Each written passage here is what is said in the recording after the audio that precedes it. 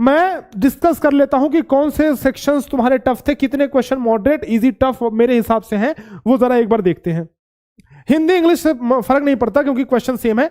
मैंने जैसे डिस्कस आपसे किया था कि अगर हम लोग मेंटल एबिलिटी में देखें बेटा, तो मॉडरेट, वैसे तो सारे आसान थे, लेकिन थोड़े मॉडरेट या टफ की कैटेगरी में रखेंगे अगर हम, तो आप कह सकते हो कि जो क्वेश्चन हमारा टफ था, ये तो नहीं, ये नहीं, ये नहीं, और ये भी नहीं, हाँ ये तो बिल्कुल भी नहीं, कोई भी नहीं, इसमें से कोई भी नहीं।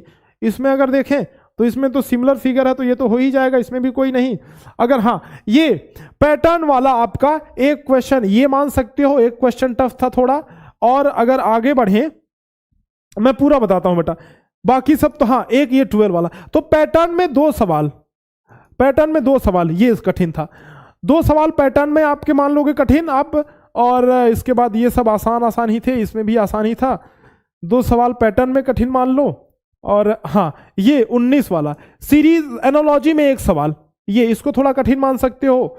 तो एक इसमें, 2 1 3, इसमें तो सब हो ही जाएगा बेटा, इसमें क्या कोई दिक्कत तो है ही नहीं इसमें। अच्छा इसमें अगर देखा जाए तो क्या ये होगा, क्या नहीं, ये थोड़ा सा नीचे आकर कैसे होगा ना, तो ऑप्शन इसमें ए होगा, ठीक है, इसमें ठीक है, तो हो गया। अब देखना, ये तो ठीक है, इसमें कठिन नहीं कहेंगे बेटा इसको, ठीक है, वो तो दिख ही रहा है। 3 क्वेश्चन, 2 पैटर्न में, 1 एनालॉजी में। और इसमें देखें तो इसमें तो ठीक ही है, मिरर में कोई दिक्कत तो है नहीं। मिरर में इसको 1 मान सकते हो, इसको थोड़ा सा चूंकि टाइम टेकिंग है तो इसको 1 मान सकते हो। 4 सवाल है ना। और अगर आगे देखें तो पेपर कटिंग थोड़ा कठिन था बेटा, पेपर कटिंग तुम्हारे हिसाब से ये वाले में बच्चे गलती करते, तो एक तो ये और एक ये आपका हो गया, हाँ ये वाला 4 2 6 सवाल, ये तो कर लोगे। तो सुनो, इसका मतलब ये है कि अगर हम मॉडरेट क्वेश्चंस की बात करें, अगर हम मेंटल एबिलिटी की बात करें बेटा, ठीक, तो पैटर्न में कौन कितने हार्ड क्वेश्चन आए थे वो मैं बता रहा हूं। पैटर्न में 2 सवाल हो गया, और आपका एनोलॉजी में 1 हो गया, एनोलॉजी में 1 हो गया, और एक और बीच में था, फिर पेपर कटिंग में एक और बीच में क्या था मैं अभी देखता हूं, वो भूल रहा है मुझे।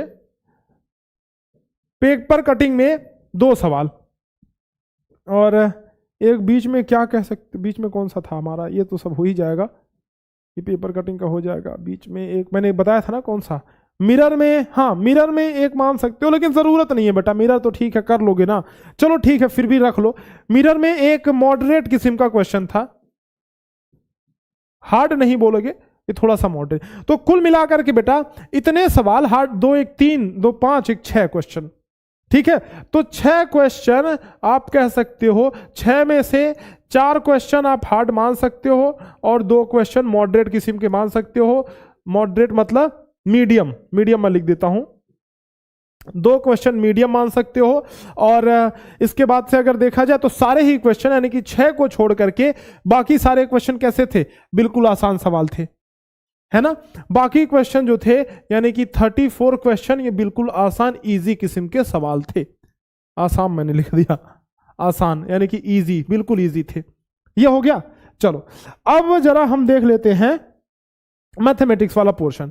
मैथ्स में देखो बेटा, आसान वैसे क्या पेपर, मॉडरेट मीडियम ही पेपर बोलेंगे हम लोग, थोड़ा सा हार्ड की तरफ, या फिर आप बोलना चाहे तो हार्ड बोल भी सकते हैं, क्योंकि कुछ क्वेश्चन थोड़े अच्छे लेवल के थे। जैसे देखो इसमें तो ठीक है, ये तो ग्राफ मैंने पढ़ाया था, देखो जिसने पढ़ा है बेटा उसके लिए कुछ नहीं है, जिसने ये ग्राफ पढ़ा है वो बहुत आसानी से कर सकता है, ठीक, और ये भी कर सकता है। तो ग्राफ वाला तो क्वेश्चन हो जाएगा, बेसिक ज्योमेट्री ग्राफ वाला क्वेश्चन हो जाएगा। एक हार्ड क्वेश्चन आप इसको कह सकते हो, ये क्योंकि इसमें थोड़ा उसने घुमा दिया था, लैंग्वेज को घुमा दिया था, ठीक है। और अगर इसमें देखा जाए, ये ठीक है, ये ठीक है, ये भी ठीक है, ये तो हो ही जाता है बेटा, इसमें क्या है, ये एक हार्ड क्वेश्चन ये है, तो 2 क्वेश्चन आपका ये हार्ड हो गया मैथ्स में। और देखा जाए तो इसमें क्रय मूल्य है, चौड़ाई, ये सब तो कर ही लेंगे बेटा। जिसकी लंबाई 17 मीटर। हाँ, ये 3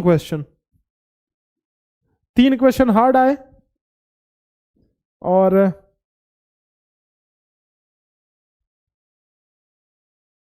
ये 4, ये चौथा भी मान लो। मैथ्स मतलब ठीक लेवल का था बेटा, मैथ्स ज्यादा हार्ड था।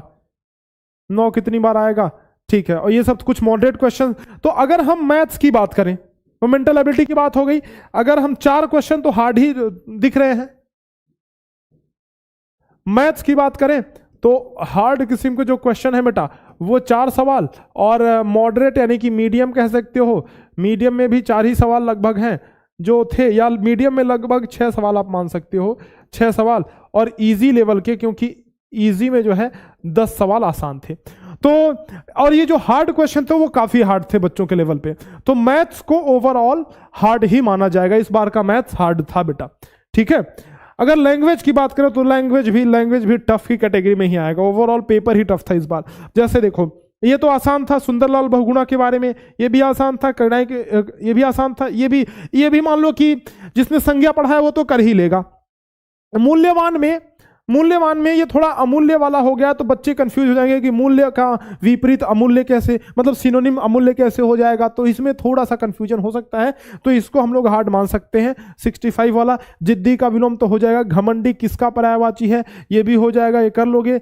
और दूसरे के अनुभव से विनम्रता का अभिप्राय है सविनय होना, ये कहीं पैसेज में नहीं दिया है तो इसको भी एक मान सकते हो आप हार्ड। कहीं पैसेज में नहीं दिया है सविनय होना का अर्थ, विनम्रता का अर्थ ऐसे है ना।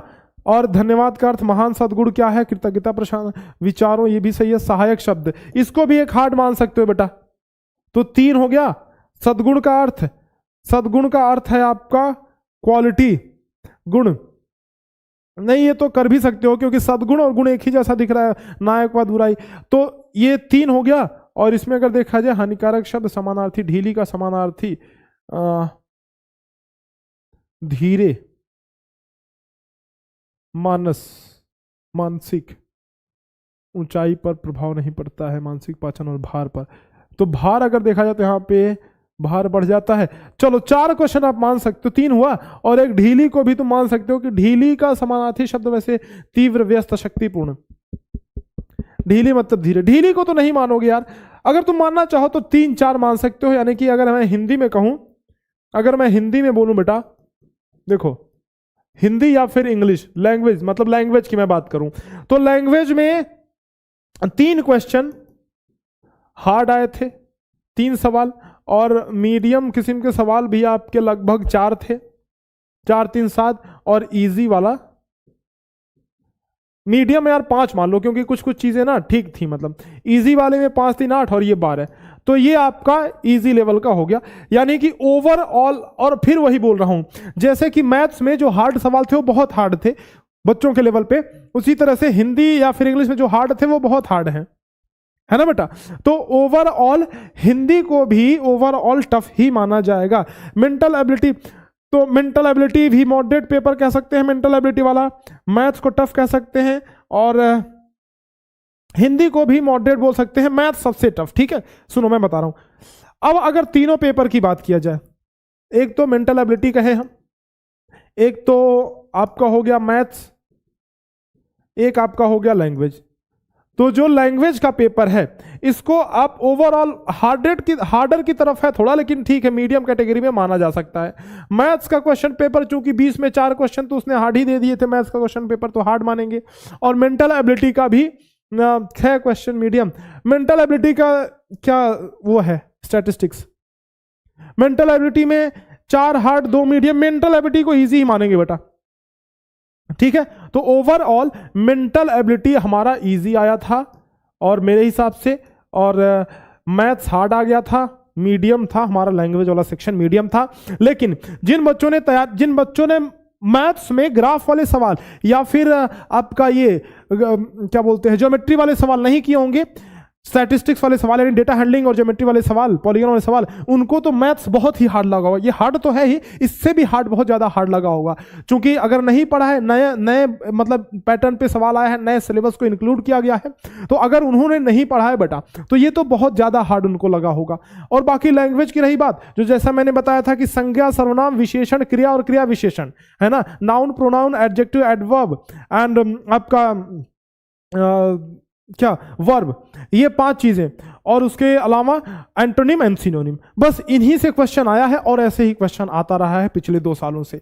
ठीक है, ठीक है बेटा, चलो। तो आई होप कि आप सभी का एग्जाम अच्छा गया होगा, एंड इस शुभकामना के साथ कि आप पास हो जाओ। वैसे तो अब रिजल्ट ही दिखेगा, रिजल्ट में दिखेगा कि कैसा आप लोग करके आए हो।